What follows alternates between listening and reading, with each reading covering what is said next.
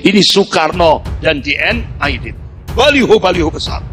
Bahkan pertemuan PKI hampir 4 juta PKI. Ini jaya-jayanya PKI. Soekarno dan DN Aidit. DN Aidit minta kepada Presiden Soekarno untuk mempersenjatai 15 juta buruh dan tani yang disebut dengan angkatan kelima. Bahkan Ripka Ciptaning, tokoh PKI ketika, tokoh PKI sekarang ini yang jadi ketua Komisi 9 DPR Pusat, itu sempat di stasiun televisi La TV, 15 juta kader komunis se-Indonesia akan bangkit. Bahkan ketua MPR Pak Zulkifli Hasan, kader-kader komunis yang duduk di DPR Pusat yang periode yang lalu, bukan sekarang, itu jumlahnya 118 orang.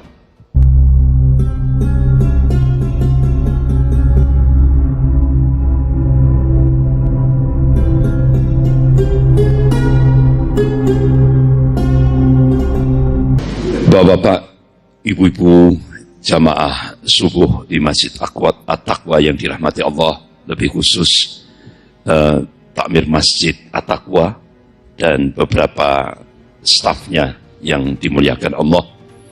Pagi hari ini kita sudah melihat bagaimana sebuah konspirasi jahat antara Syiah dan komunis Rusia yang membombardir saudara-saudara kita yang ada di wilayah Syam, bumi Syam. Dan memang semuanya itu tidak lepas daripada doktrin Syiah dan doktrin komunis. Mereka semuanya haus darah. Apalagi kaum muslimin Ahlus Sunnah benar-benar dijadikan sebagai target.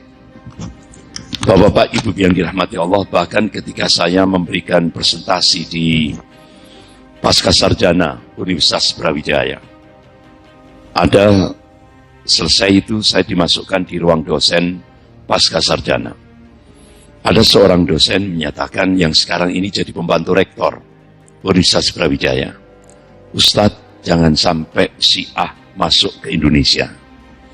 Jadi ternyata beliau ini pakar mikrobiologi, yang sekarang jadi pembantu rektor Universitas Brawijaya. Jadi beliau diundang di Iran, pusatnya Syiah internasional. Sampai di pusatnya Syiah, yaitu di Qom, Iran. Jadi beliau selama sekian bulan di Iran, itu melihat mulai dari pendidikan dasar sampai perguruan tinggi, itu didoktrin untuk membenci Ahlus Sunnah.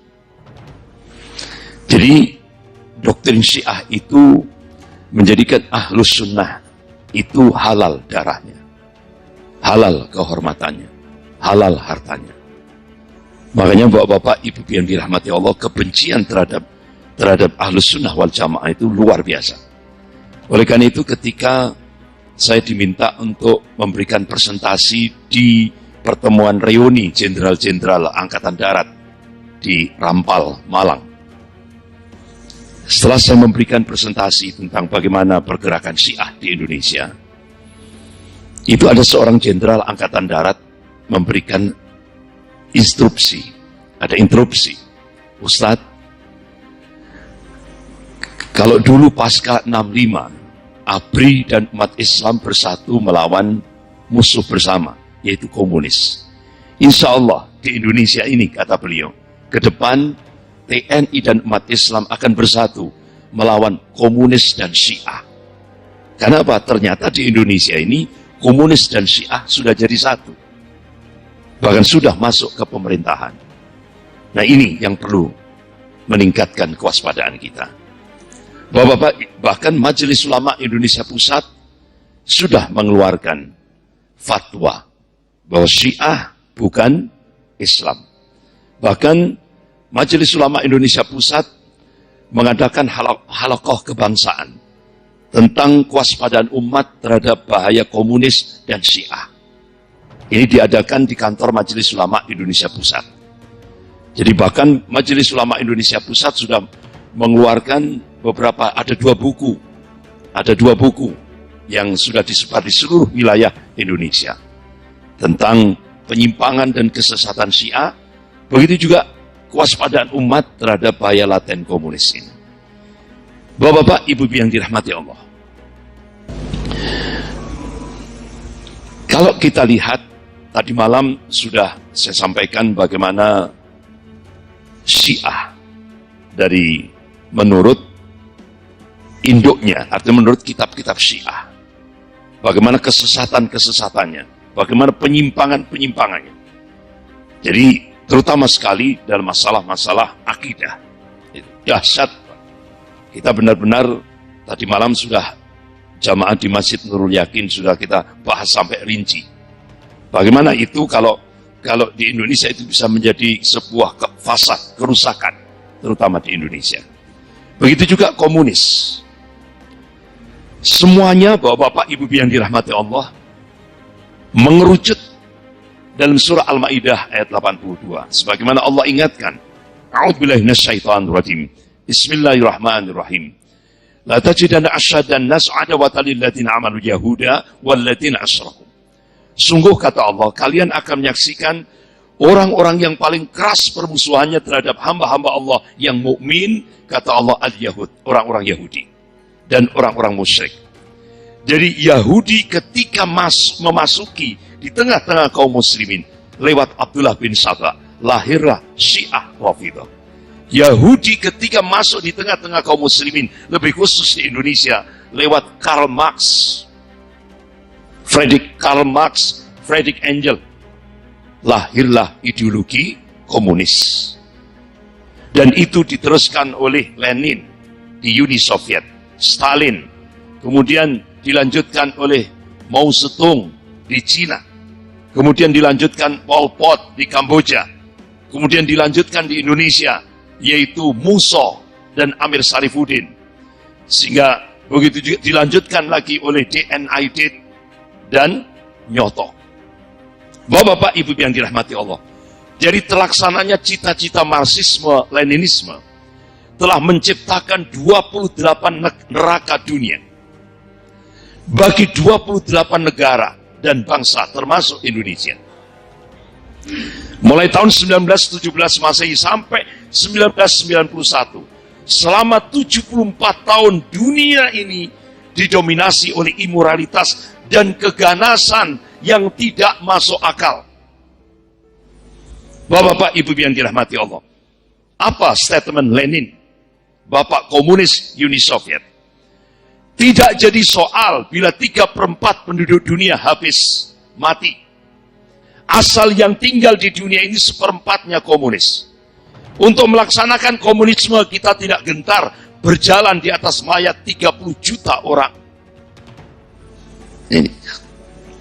Kemudian dilanjutkan oleh Mao Zedong, diktator komunis Cina. Jadi ideologi palu arit yang haus darah, lapar nyawa manusia. Diktator palu arit Mao Zedong membantai hampir 50 juta manusia. Korban nyawa manusia ini akibat komunisme lebih besar ketimbang korban seluruh perang di jagat raya ini. Jadi kalau kita lihat secara fakta di lapangan, bahwa Bapak Ibu yang dirahmati Allah, korban keganasan ideologi komunis ditopang dengan Syiah Rafidhah. Ini dibanding dengan Perang Dunia Pertama, Perang Dunia Kedua, Perang Korea, Perang Vietnam, Perang Afghanistan, Perang Irak, Palestina, Lebanon, dan semua digabung jadi satu, korbannya masih lebih banyak ideologi komunis dan Syiah Rafidhah yang diciptakan oleh bangsa Yahudi.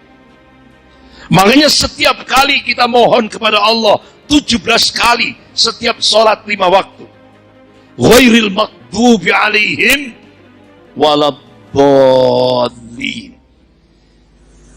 Kita mohon terus kepada Allah supaya dihindarkan dari golongan al-maghdub. Rasulullah ditanya, siapa al-maghdub? Kata Rasulullah, Yahudi. Yang dimurkai oleh Allah, bangsa yang dimurkai oleh Allah, yaitu Yahudi. Dan ad-dhalin, bukan jalan orang yang kau sesatkan ya Allah, yaitu an-nasar. Itu yang terus kita mohonkan kepada Allah 17 kali setiap kita sholat 5 waktu. Bahkan hampir 1 juz Allah bongkar karakter Yahudi itu di dalam Al-Quranul Karim. Oleh karena itu seorang mufassir, Syekh Mustafa Al-Maraghi rahimahullah, beliau mencoba hampir 1 juz itu beliau kaji dalam Al-Quran. Hampir ada 76 karakter Yahudi. Jadi mereka ini memang bangsa yang dimurkai oleh Allah, haus darah. Dan itu kita saksikan sampai hari ini. Di bumi Syam, di Bilad Syam, yang Bapak Ibu lihat tadi videonya. Bapak Ibu yang dirahmati Allah. Begitu juga di Indonesia. Coba kita lihat ketika peristiwa Madiun. 18 September 1948. Musa memproklamasikan Republik Uni Soviet Madiun. Akhirnya apa yang terjadi? Ratusan ulama dan keluarganya dibantai dengan cara-cara yang biadab di Madiun. 159 anggota TNI gugur di kawasan Goranggareng, Madiun. Bahkan Bapak-bapak, Ibu yang dirahmati Allah, Gubernur Jawa Timur, yaitu Bapak Suryo, dijerat lehernya, ditali, kemudian ditali di mobil, diseret dengan kecepatan yang sangat tinggi sekali, sekian puluh kilo, sampai beliau wafat.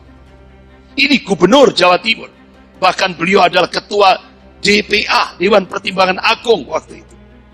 Dan ini jenazahnya dilempar di sebuah sungai di kawasan Goranggareng, di kawasan Madiun, di sebuah sungai di Madiun.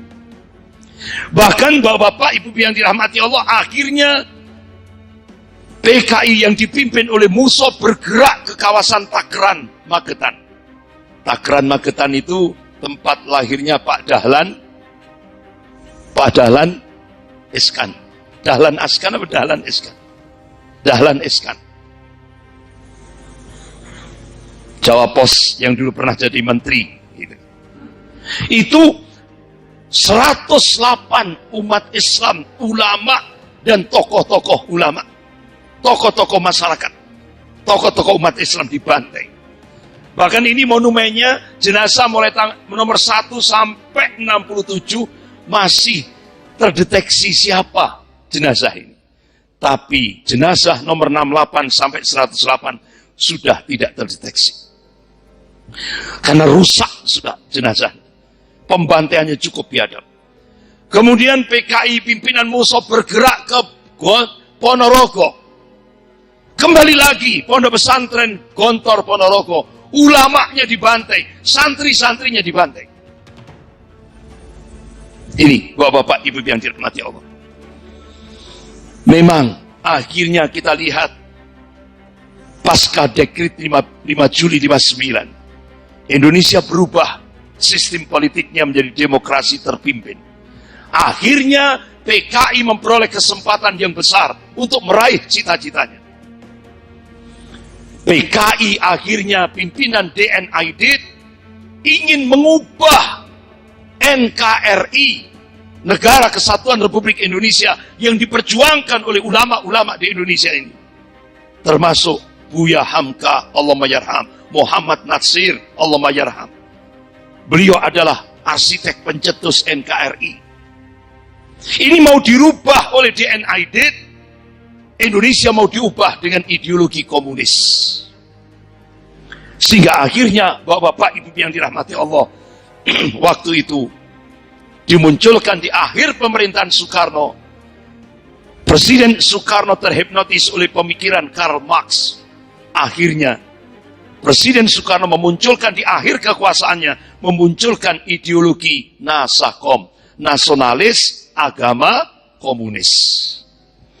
Dan Bapak-bapak, Ibu yang dirahmati Allah, sehingga waktu itu di Jakarta baliho-baliho besar duet kepemimpinan, yaitu Soekarno dan DNID. Sehingga baliho besar waktu itu, ini Karl Marx, Friedrich Engels, pencipta ideologi komunis. Ini Soekarno dan DNID. Baliho-baliho besar. Bahkan pertemuan PKI hampir 4 juta PKI. Ini jaya-jayanya PKI, Pak. Soekarno dan DNID. Ini jaya-jayanya PKI waktu itu. Bapak-bapak, Ibu yang dirahmati Allah. Jadi petualangan politik PKI di era demokrasi terpimpin, yaitu menjadikan Pancasila yang diakui oleh Komisi Sentral PKI, pimpinan DNID, adalah Pancasila versi pribadi Soekarno, yaitu Pancasila 1 Juni 1945. Itu Pancasila yang diakui oleh Komisi Sentral PKI DNID. Bapak-bapak, Ibu yang dirahmati Allah. Di mana Pancasila 1 Juni versi Soekarno, di mana sila pertama nasionalisme atau kebangsaan Indonesia, sila kedua internasionalisme atau perikemanusiaan, sila ketiga mufakat atau demokrasi, sila keempat kesehatan sosial, sila kelima ketuhanan yang berkebudayaan, bukan ketuhanan yang Maha Esa. Ini Pancasila 1 Juni versi pribadi Soekarno.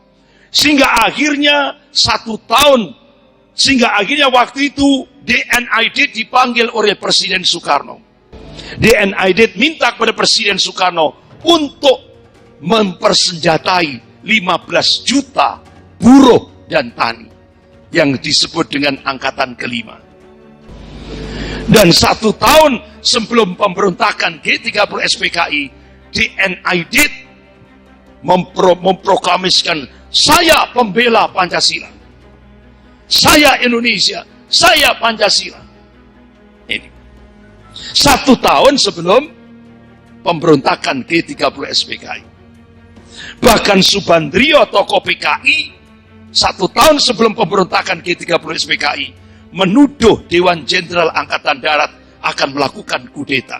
Tidak tahunya yang melakukan kudeta PKI. Jadi ini maling teriak maling. Bapak-bapak, Ibu yang dirahmati Allah.